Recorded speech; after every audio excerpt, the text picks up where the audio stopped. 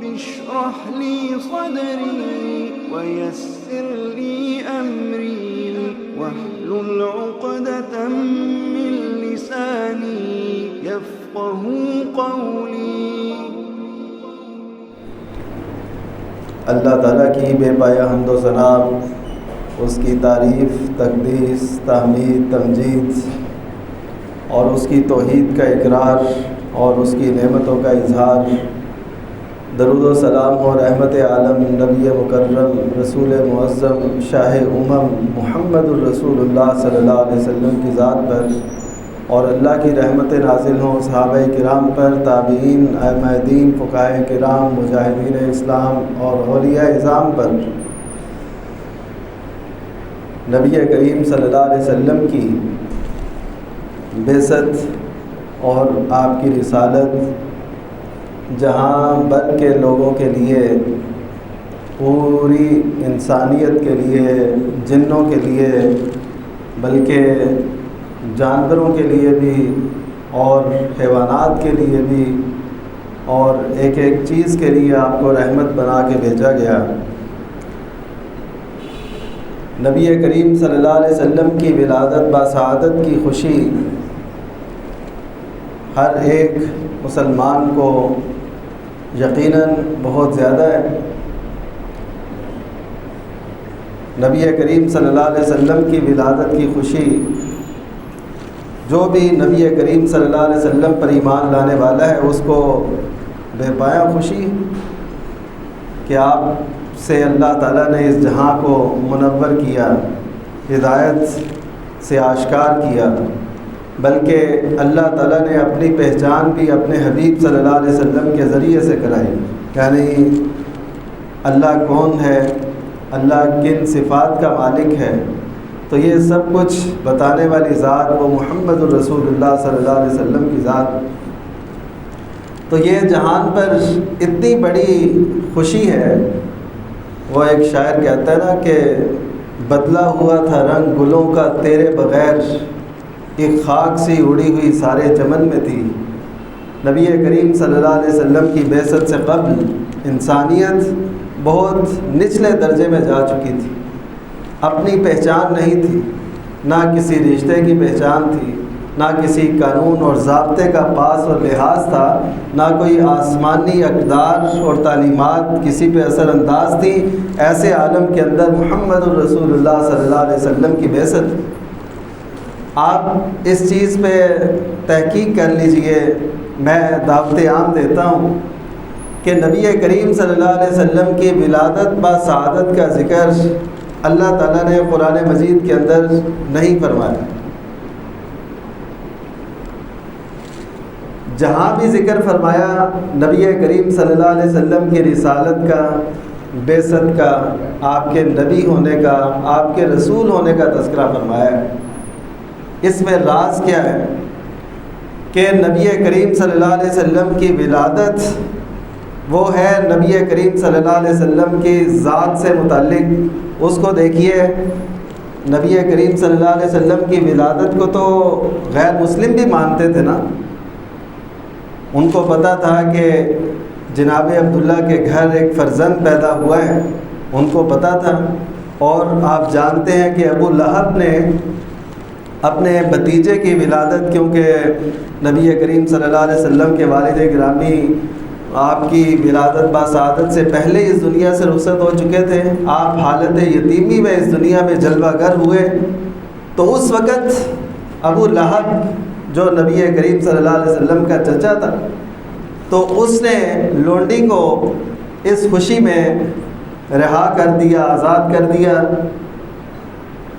تو اس لونڈی کو رہا کرنے کی وجہ سے پھر خواب میں کسی کو ملا ابو لہب، تو اس نے پوچھا کہ کیسی صورتحال ہے؟ اس نے کہا کہ تمہارے بعد میرے ساتھ کوئی اچھی صورتحال نہیں ہے، یعنی جب سے میں مرا ہوں تو اچھی صورتحال مجھ سے پیش نہیں آئی، لیکن ایک چیز ہے کہ مجھے انگلی سے جس سے میں نے اشارہ کیا تھا اس لونڈی کی رہائی کا، جب نبی کریم صلی اللہ علیہ وسلم کی ولادت کی خوشی اس نے مجھے دی تھی، تو مجھے اس انگلی سے شہد ٹپکایا جاتا ہے، پلایا جاتا ہے، بس اس کے علاوہ اور میں نے خیر کوئی نہیں دیکھی۔ یہ خواب میں ابو لہب نے بات کی کسی سے، اور وہ پھر روایات میں بیان ہوئی، صحیح بخاری کی روایت۔ تو اب ابو لہب کو خوشی تو ہوئی نبی کریم صلی اللہ علیہ وسلم کی ولادت کی، لیکن وہ خوشی محمد بن عبداللہ کی حیثیت سے تھی، محمد الرسول اللہ کی حیثیت سے نہیں تھی، کیونکہ جب نبی کریم صلی اللہ علیہ وسلم نے محمد الرسول اللہ کی حیثیت کو لوگوں کے سامنے رکھا اور کوہ صفا پہ ہر ایک کو بلایا، دعوت دی، اور اپنے قریبی عزیز و اقارب اور پورے قریش نبی کریم صلی اللہ علیہ وسلم کے قریب یا بعید کے رشتہ دار تھے، تو آپ نے سب کو بلایا۔ ابو لہب مکہ میں رہتے ہوئے نبی کریم صلی اللہ علیہ وسلم کی بات سننے کے لیے تیار نہیں تھا، تو اس کو صفا پہ جانے کی کیا ضرورت تھی، یہ کیوں گیا تھا؟ اس دور کا ایک رواج تھا کہ جب بھی کوئی بلند جگہ پہ کھڑا ہو کے آواز لگاتا تو اس پر اس قبیلے کے کسی نہ کسی فرد نے ضرور پہنچنا ہوتا تھا۔ یہ اس دور کا ایک میڈیا تھا، اس دور کی ایک اپنی بات پہنچانے کا ایک ذریعہ تھا، طریقہ تھا۔ تو ابو لہب اس لیے چلا گیا کہ میں نے جانا ہے۔ تو جب نبی کریم صلی اللہ علیہ وسلم نے یہ اظہار فرمایا، وہ پوری تفصیل ہے، آپ نے توحید کی دعوت دی، تو پھر وہی چچا جس نے آپ کی خوشی منائی تھی، وہ محمد بن عبداللہ کی حیثیت سے منائی تھی، اب جب محمد الرسول اللہ کی حیثیت اس پہ آشکار ہوئی تو اس کے الفاظ پتہ کیا تھے؟ تبا لکا الہذا جماعتنا، نعوذ باللہ من ذالک، کہ ہلاکت ہو تیرے لیے، کیا تو نے ہمیں اس لیے جمع کیا تھا؟ مجھے بتائیے کہ اس سے بڑا پیغام انسانیت کی فلاح کے لیے، اس کی کامیابی کے لیے کیا ہو سکتا ہے کہ اس کو رب کی پہچان کرائی جائے؟ اس سے بڑا پیغام، اس سے بڑی دعوت، اس سے بڑا اعلان، اس سے بڑی خیر خواہی انسانیت کے ساتھ اور کیا ہو سکتی ہے کہ اسے یہ بتا دیا جائے کہ تیرا رب ایک اللہ ہے۔ تو اس نے اسی جملے کو، اسی بات کو تنقید کا نشانہ بنایا۔ تو اللہ تعالیٰ نے پھر یہ نہیں دیکھا کہ یہ نبی کریم صلی اللہ علیہ وسلم کا چچا ہے، اس نے نبی کریم صلی اللہ علیہ وسلم کی ولادت کی خوشی میں یہ بات فرمائی تھی، یہ کیا تھا، تو اللہ تعالیٰ نے کیا فرمایا؟ تبت یدا ابی لہب و تب، کہ ابو لہب کے دونوں ہاتھ ہلاک ہوں، یعنی یہ خیب و خاسر ہو۔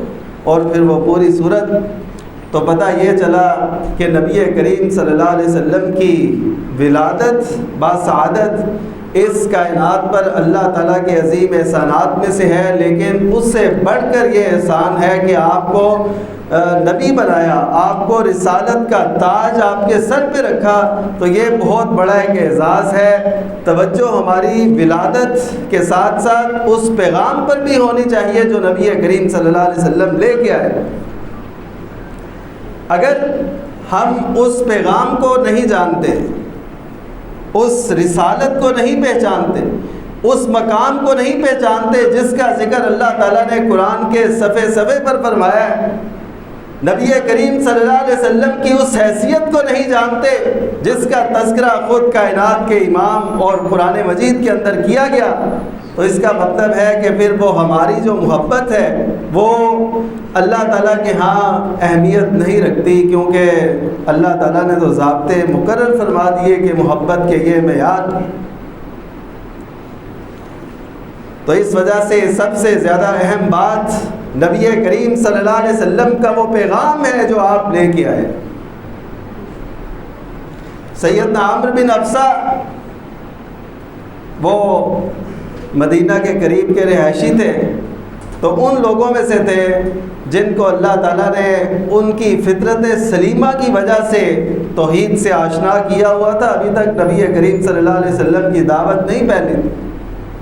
ایسے لوگ موجود تھے اس دور میں بھی جب شرک میں لوگ ڈوبے ہوئے تھے اور اپنے رسوم و رواج کو توحید ابراہیمی کے نام پہ وہ کر رہے تھے، تو شرک کرتے تھے، غیر اللہ کے نام کے ذبیحے، اور بیت اللہ جس کو اللہ تعالیٰ کی وحدانیت کے لیے، اس کی عبادت کے لیے تعمیر کیا گیا تھا، اس میں 360 بت موجود تھے۔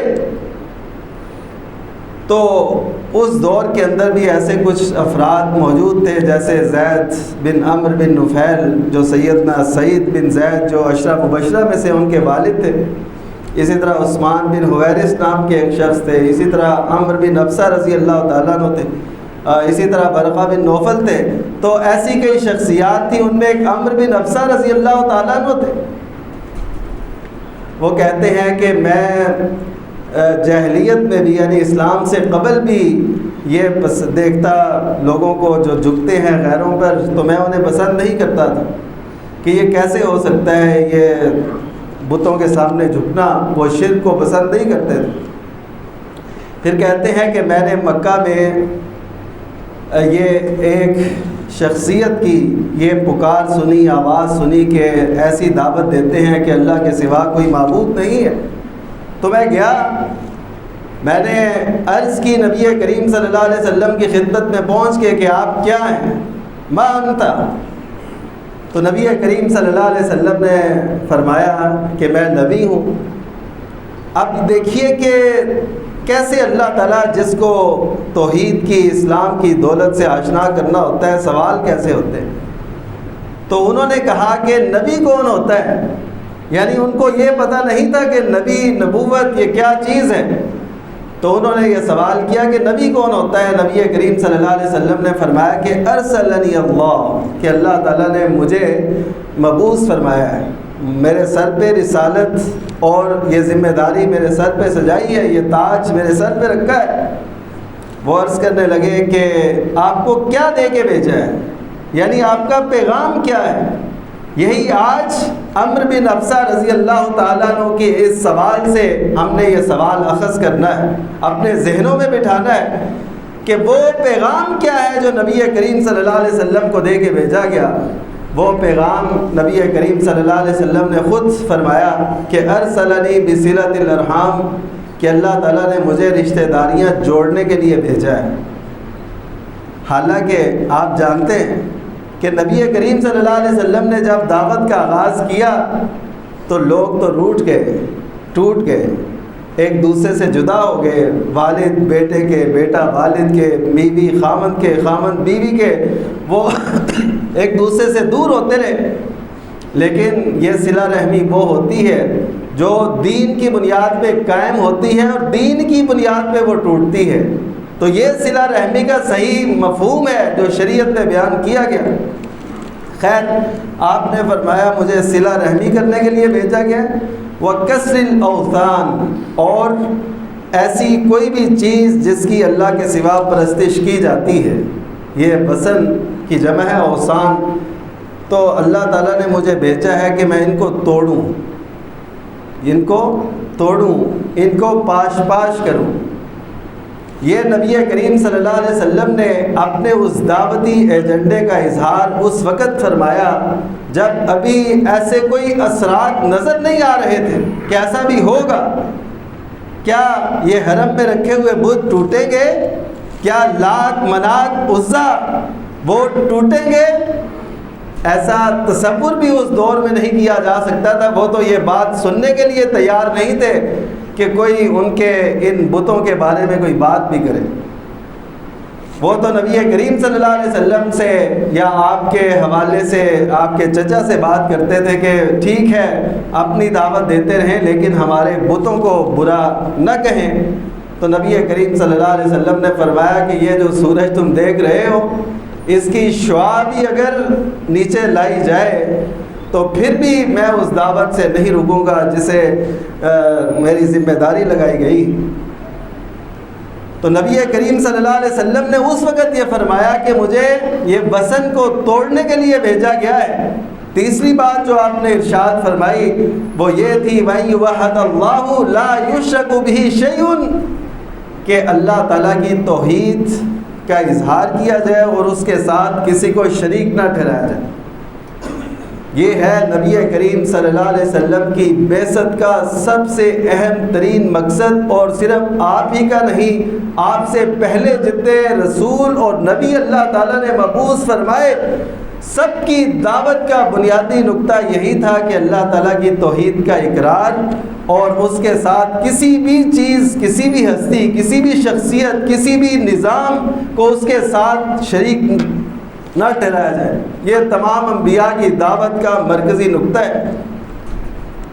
لیکن ہم آج دیکھتے ہیں کہ نبی کریم صلی اللہ علیہ وسلم اور دیگر انبیاء کرام علیہ السلام کی دعوت کے اس مرکزی نقطے کو ایک مختلف فی مسئلہ بنا دیا گیا۔ یعنی آپ اگر توحید کی بات اس دھرتی پر کرتے ہیں جسے لا الہ الا اللہ کی بنیاد پہ حاصل کیا گیا، تو لوگ کہتے ہیں کہ یہ متنازع مسائل۔ وہ اقبال نے کہا تھا نا کہ وہ رمز شوق کے پوشیدہ لا الہ میں ہے، طریقے شیخ فقیہانہ ہو تو کیا کہیے۔ یعنی یہ جو رمز شوق لا الہ الا اللہ کے اندر موجود تھی نا، یہ ایسی اس میں چاشنی، ایسی لذت ہے کہ بندہ کہتا ہے کہ تیرے سوا کوئی میرا کچھ بگاڑنے والا نہیں ہے، تیرے سوا مجھے کوئی نفع نہیں دے سکتا، کوئی نقصان نہیں دے سکتا۔ تو جب بندہ یہ عقائد ان پہ اپنی زندگی بسر کرتا ہے نا تو اس کا جینا کچھ اور ہی ہوتا ہے۔ تو نبی کریم صلی اللہ علیہ وسلم نے اس دور کے اندر اپنا یہ ایجنڈا واضح کیا، بتایا کہ میرا یہ مشن ہے، اور آپ صلی اللہ علیہ وسلم کی مبارک زندگی اسی پر ہی گزری۔ اور پھر حضرت عمرو بن ابسہ، جن کی میں بات آپ سے عرض کر رہا تھا، انہوں نے عرض کی کہ میں آپ کے ساتھ رہنا چاہتا ہوں۔ وہ ایمان لے آئے۔ ساتھ رہنے کے لیے انہوں نے عرض کی، آپ نے فرمایا کہ نہیں، حالات اچھے نہیں ہیں، تم چلے جاؤ، جب ہمیں غلبہ ملے گا تو تب تم ہمارے پاس آنا۔ پھر انہوں نے اس بارے میں سوالات کیے، پوچھتے رہے۔ پھر نبی کریم صلی اللہ علیہ وسلم مدینہ منورہ تشریف لے آئے، پھر آپ کی خدمت میں حاضر ہوئے۔ پوچھ کے نبی کریم صلی اللہ علیہ وسلم سے عرض کرنے لگے کہ کیا آپ نے مجھے پہچانا ہے؟ تو نبی کریم صلی اللہ علیہ وسلم نے فرمایا کہ ہاں، وہی شخص جو مکہ میں میرے پاس آیا تھا، وہی شخص ہو تم؟ تو انہوں نے کہا جی۔ تو اس طرح وہ نبی کریم صلی اللہ علیہ وسلم کی خدمت میں حاضر ہوئے اور رہنے لگے۔ تو یہ جو مشن ہے اس کو زندگی بھر اہمیت دیجیے۔ آپ کے ذہن میں یہ سوال ہوگا کہ شاید یہ جو دعوت تھی، یہ جو توحید کی دعوت تھی، یہ غیر مسلموں کے لیے تھی، کفار کے لیے تھی؟ نہیں، ایسا نہیں ہے۔ نبی کریم صلی اللہ علیہ وسلم نے اپنی امت کو توحید کی دعوت بہت گہرے انداز سے دی، بہت گہرائی سے دی، بہت لطافت سے دی۔ دعائیں سکھائیں، اذکار سکھائے جن میں توحید کا اظہار اور اقرار، اور دوسروں سے اعلان برات، اعلان جو ہے بیزاری، اس کا اظہار نبی کریم صلی اللہ علیہ وسلم نے اپنی امت کو یہ تعلیم دی۔ آج امت اس سے ناآشنا ہو گئی۔ اگر اس چیز کو ہم سامنے رکھیں کہ نبی کریم صلی اللہ علیہ وسلم کی مبارک زندگی کی ہم نے خوشی منانی ہے اور نبی کریم صلی اللہ علیہ وسلم کے مشن کو چھوڑ دیں، تو اس کا مطلب ہے کہ ہم نے وہ صحابہ کرام رضی اللہ عنہم کے طرز کو اختیار نہیں کیا۔ آپ اگر دیکھیے نبی کریم صلی اللہ علیہ وسلم سے سچا پیار سیدنا ابوبکر صدیق رضی اللہ تعالیٰ عنہ سے بڑھ کر کس کو ہوگا؟ عمر فاروق رضی اللہ تعالیٰ عنہ، سیدنا عثمان، سیدنا علی بن ابی طالب رضی اللہ عنہ، ان سے بڑھ کر نبی کریم صلی اللہ علیہ وسلم سے کس کو پیار ہو سکتا ہے؟ ہم دعویٰ تو کر سکتے ہیں کہ ہمیں بھی بڑا پیار ہے، لیکن ان کے بارے میں تو کوئی ایسا شک شبہ کا اظہار بھی نہیں کیا جا سکتا کہ ان کو کتنا پیار تھا۔ لیکن آپ دیکھیے کہ انہوں نے آپ صلی اللہ علیہ وسلم کے مشن کی آپ یاری کی، وہ کبھی آپ نہیں ثابت کر سکیں گے کہ انہوں نے ولادت مبارکہ کی خوشی اس انداز سے منائی تھی، کبھی نہیں آپ ثابت کر سکیں گے، کوئی نہیں دکھا سکے گا۔ یہ کہنا اور لکھنا تو آسان ہے کہ سبھی خوشیاں منا رہے ہیں ابلیس کے سوا، تو اس کی عزت دیکھیے کس پہ جا کے پڑتی ہے۔ یہ لکھنا آسان ہے، یہ اشعار لکھ کے بازاروں گلیوں میں لگا دینا آسان ہے، لیکن آپ دیکھیے زد اس کی کس میں پڑتی ہے۔ اگر محبت کا معیار یہی ہے تو پھر مجھے بتائیے کہ سیدنا ابوبکر صدیق سے لے کے تمام خلفائے راشدین تک، ان کے بعد بہت سے صحابہ کرام نبی کریم صلی اللہ علیہ وسلم سے محبت کرنے والے، وہ تو یہ خوشی نہیں مناتے تھے۔ نعوذ باللہ من ذالک، ان کو کس کیٹیگری میں ہم لائیں گے؟ تو اس وجہ سے جو بھی انسان ایک ذہن رکھتا ہے، جو بھی بات کہتا ہے، جو بھی اظہار کرتا ہے، تو اس کو سوچ لینا چاہیے کہ اس کی زد کہاں پہ جا کے پڑتی ہے۔ ہم انجانے میں ان ہستیوں کے بارے میں کیسے کلمات اپنی زبانوں یا قلموں کے نیچے لا رہے ہیں۔ اس وجہ سے نبی کریم صلی اللہ علیہ وسلم نے جو دعوت اپنی امت کو دی اور اس میں پورا پہرا دیا، ایک دفعہ ایک صحابی نے یہ عرض کر دیا، ما شاء اللہ وما شئت، جو اللہ چاہے اور جو آپ چاہیں۔ آپ کے ذہن کے مطابق یہ کوئی اتنی بڑی بات نہیں ہوگی کہ جو اللہ چاہے اور جو آپ صلی اللہ علیہ وسلم چاہیں، لیکن کائنات کے امام محمد الرسول اللہ صلی اللہ علیہ وسلم نے یہ فرمایا، اجعلتنی للہ ندن، کیا تو نے مجھے اللہ کا شریک بنا دیا ہے؟ کیا تو نے مجھے اللہ کا شریک، اس کا برابر، اس کا ہمسر، عدلن کے لفظ بھی ہیں، اس کے برابر تو نے مجھے قرار دے دیا ہے؟ یہ کیا قرار دینا تھا کہ جو اللہ چاہے اور جو آپ چاہیں۔ نبی کریم صلی اللہ علیہ وسلم نے فرمایا کہ نہیں، ایسے نہیں، تم نے اگر کہنا ہے تو یہ کہو کہ جو اللہ چاہے ثم ما شئت، اس کے بعد پھر جو آپ چاہیں، یعنی اللہ چاہے گا، اللہ کے چاہنے کے بعد آپ کی چاہت ہوگی، اس کی اجازت ہوگی تو یہ معاملہ ہوگا، پھر اس چاہت کی روشنی میں جو فیصلہ میرے حق میں ہوگا سو ہوگا۔ نبی کریم صلی اللہ علیہ وسلم نے تو اس بات کو اللہ کے ساتھ شریک ٹھہرانا قرار دیا کہ کوئی یہ کہے کہ جو اللہ چاہے اور جو آپ چاہیں، اور ہم دیکھیے کیا کیا کہتے جاتے ہیں، اور ہمیں پھر دلائل دینے والے ایسے لوگ بھی موجود ہیں جو کہتے ہیں کہ شرک یہ امت کر ہی نہیں سکتی۔ یہ حدیث موجود، نبی کریم صلی اللہ علیہ وسلم نے فرمایا کہ ما اخاف علیکم ان تشرکوا بعدی، صحیح بخاری کی روایت ہے، مجھے اس بات کا خدشہ نہیں ہے کہ تم میرے بعد شرک کرو گے۔ تو اس روایت کو لے کے کئی لوگوں نے ہر قسم کے شرک کو جائز قرار دیا۔ انہوں نے کہا جس کو مرضی جیسے مرضی پکارا جائے یہ ٹھیک ہے، وہ تو بتوں کی پوجا ہوتی تھی، اس سے روکا گیا تھا۔ میرے دوستو، وَمَن يَدْعُ مَعَ اللَّهِ إِلَٰهًا آخَرَ لَا بُرْهَانَ لَهُ بِهِ، کہ جو کوئی اللہ کے سوا کسی اور کو پکارتا ہے، پکارنا اللہ کے سوا کسی کو پکارنا جو اس کی پہنچ یا دسترس یا اس کے سامنے نہیں ہے، اس کو پکارے گا تو یہ شرک اللہ تعالیٰ نے اسے قرار دیا ہے۔ تو ہم کہتے ہیں کہ ہم جو مرضی کہیں، جو مرضی کہتے رہیں، اور اپنی پیشانی کو جس کے مرضی سامنے جھکائیں اور ان سے جو جو امیدیں رکھیں، اس سے ہماری توحید میں کوئی خلل نہیں آتا۔ تو یہ اس حدیث کو نہ سمجھنے کی وجہ سے ہے جو آپ نے فرمایا کہ میری امت شرک نہیں کرے گی۔ آپ نے جو فرمایا ایک تو یہ ہے کہ اس میں یہ الفاظ نہیں ہے کہ میری امت شرک نہیں کرے گی، آپ نے صحابہ کرام رضی اللہ عنہ کو مخاطب کر کے فرمایا تھا کہ تم شرک نہیں کرو گے میرے بعد۔ وہ صحابہ کرام تھے اور یقیناً ایسا نہیں ہوا۔ ایک اور حدیث میں آپ صلی اللہ علیہ وسلم نے فرمایا، صحیح مسلم کی روایت ہے، ان الشیطان قد ایس من ان یعبدہ المصلون فی جزیرتکم ہادی، شیطان اس بات سے نا امید ہو گیا ہے کہ تمہارے اس جزیرے کے اندر اس کی پرستش ہوگی، یعنی شرک نہیں ہوگا۔ اس جزیرے کے متعلق نبی کریم صلی اللہ علیہ وسلم نے پیش گوئی فرمائی تھی۔ اور آپ یہ بھی جانتے ہیں کہ آخری جو علامات قیامت میں سے ان میں ایک حدیث یہ بھی ہے پیش گوئی کے طور پہ، حتیٰ تلتحق قبائل امتی بالمشرکین، کہ یہاں تک کہ میری امت کے کچھ قبائل یعنی اس عرب کے لوگ وہ جا کے مشرکین سے نہ مل جائیں۔ تو یہ ایک پیشگوئی موجود ہے۔ اس کے علاوہ آپ صلی اللہ علیہ وسلم نے اپنے بعد یہ فرما دیا تھا کہ تم میرے بعد شرک نہیں کرو گے اس جزیرے کے اندر، تو یقیناً ایسا نہیں ہوا۔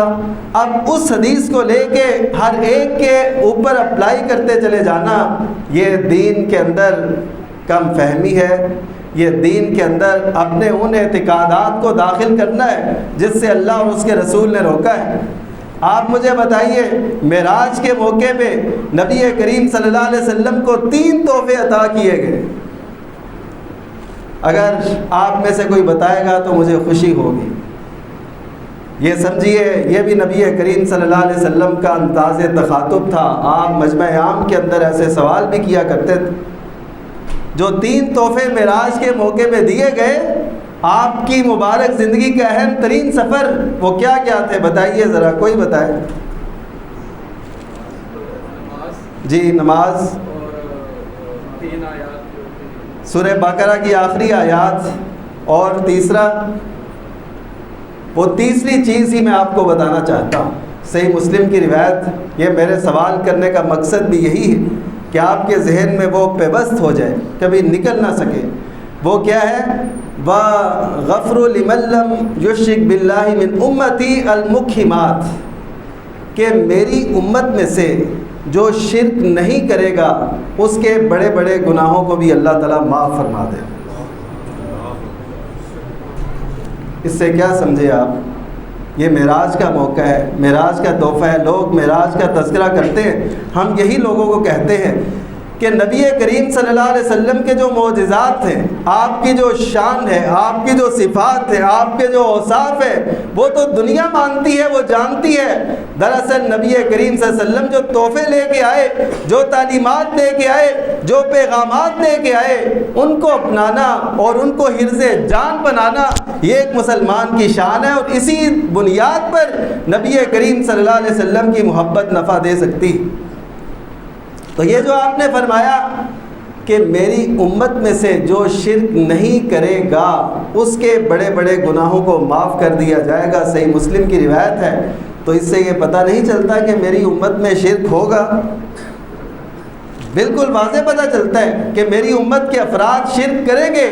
اب وہ لوگ جنہوں نے ایک دستاویز جاری کر دی، ایک جو ہے سرٹیفکیٹ دے دیا کہ جی یہ امت شرک نہیں کر سکتی، میرے پاس ایک دوست نے بھیجی ایک پوسٹ، وہ کہتا ہے، یعنی کس انداز سے میں آپ کو بتانا چاہتا ہوں کہ ہم شرک اور توحید کو صحیح سمجھ نہیں پائے، نہ شرک کو ہم جانتے ہیں نہ توحید کو ہم سمجھتے ہیں۔ وہ کہتا ہے، پوسٹ میں لکھا تھا کہ دیکھنا، دھوکے میں کسی مسلمان کو تو مشرک نہ کہہ دینا، کیونکہ داتا جو ہے اس کا لفظی مطلب ہے دینے والا، لیکن اس کا ایک مجازی مطلب بھی ہے۔ مجازی مطلب وہی ہوتا ہے جیسے ہم اللہ اکبر کہتے ہیں، اللہ سب سے بڑا ہے، اور کسی کا نام بھی ہم اکبر کہہ دیتے ہیں، حضرت ابوبکر صدیق کو اکبر کہتے ہیں، تو اللہ کو بھی اکبر کہتے ہیں، حضرت ابوبکر کو بھی اکبر کہتے ہیں۔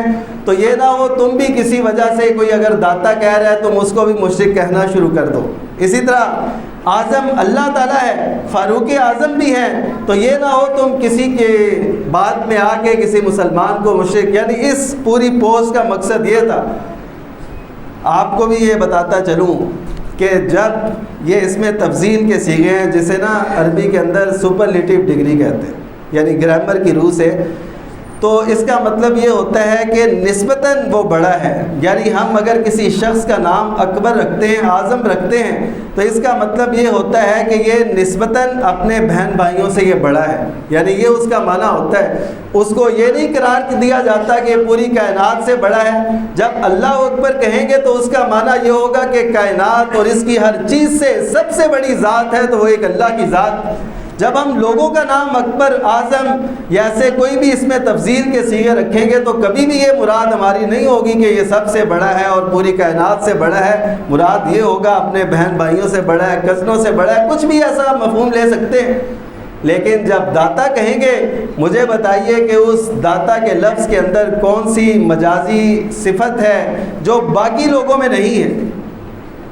یعنی اگر ایک ہی داتا ہے، دیکھیں اکبر اعظم تو کئی ہے نا، تو داتا پھر ایک کیوں ہے اگر مجازی معنی میں لینا ہے؟ پھر حقیقت اور مجاز کے اندر ایک تعلق ہوتا ہے۔ اگر آپ کسی کو کہتے ہیں کہ یہ شیر ہے تو آپ اس کی بہادری کی وجہ سے اسے کہتے ہیں کہ یہ شیر ہے، وہ ایک تعلق حقیقت اور مجاز کے اندر موجود ہوتا ہے۔ مجھے بتائیے کہ سید علی حجویری اور اللہ تعالیٰ کے درمیان ایسا کون سا اشتراک ہے جس کی وجہ سے انہیں بھی داتا کہا جائے اور اسے بھی داتا کہا جائے؟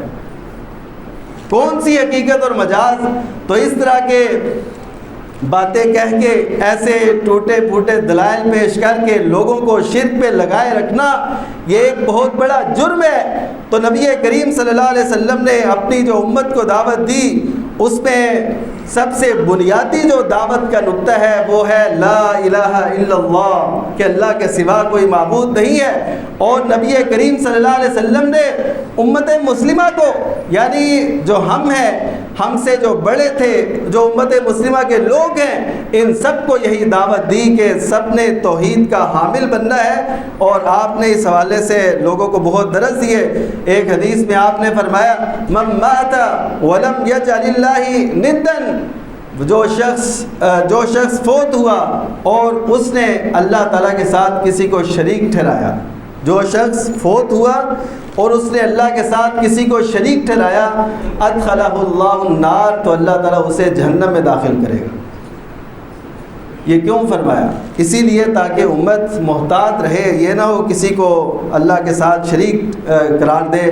حضرت ابن عباس سے نبی کریم صلی اللہ علیہ وسلم نے فرمایا تھا اذا سألت فاسأل اللہ، کہ جب تو سوال کرے تو اللہ سے سوال کرنا، وَإِذَا اسْتَعَنْتَ فَاسْتَعِنْ بِاللَّهِ، اور اگر تم نے مدد طلب کرنی ہو تو اللہ سے مدد طلب کرنا۔